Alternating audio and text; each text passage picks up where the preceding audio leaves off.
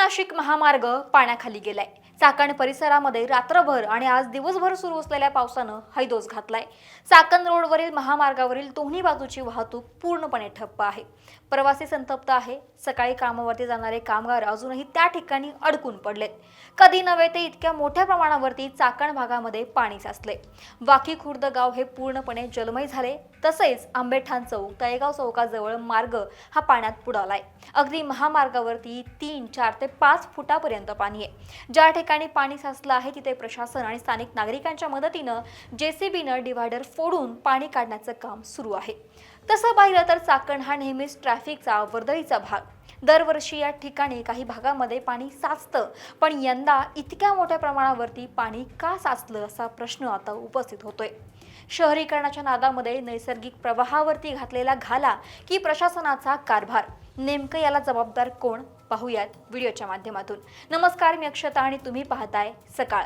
चाकण परिसरामध्ये 2 ते 3 दिवसांपासून पावसाची उघडझाप ही सुरूच होती, पण रविवारी रात्री आणि आज दिवसभर सुरू असलेल्या पावसानं चांगलीच दाणादाण उडाली। पावसाचं प्रमाण मोठं असल्यानं ओढ्या नाल्यांना मोठ्या प्रमाणावरती पूर आला। वाकी गाव पूर्णपणे पाण्याखाली गेलं।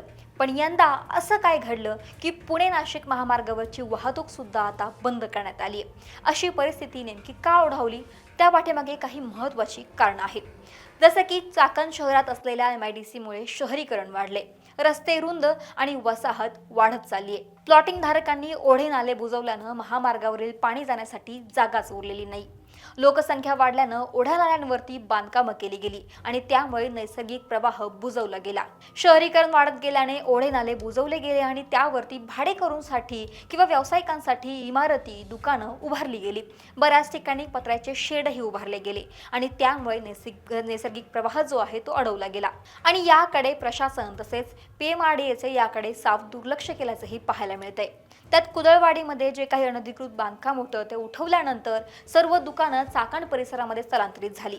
ही सर्व दुकानं नैसर्गिक पाण्याचे प्रवाह अडवून पत्रा शेड उभारले गेले आणि त्यामुळे पाणी हे अडवलं गेलं। रस्त्याच्या कडेला असणाऱ्या पाण्याचा निचरा करणारे मार्ग किंवा गटारं माती आणि कचऱ्यामुळे ब्लॉक झाले आहेत। त्यामुळे पावसाचं पाणी वाहून जाण्याऐवजी रस्त्यांवरती साचत चालले। चाकण जवळील वाकी गावाजवळ ओढ्यावरती असलेल्या अतिक्रमणामुळे पाणी पुढे जाण्यामध्ये अडथळा निर्माण झाला आणि त्यामुळेच महामार्गावरती पाणी साचले।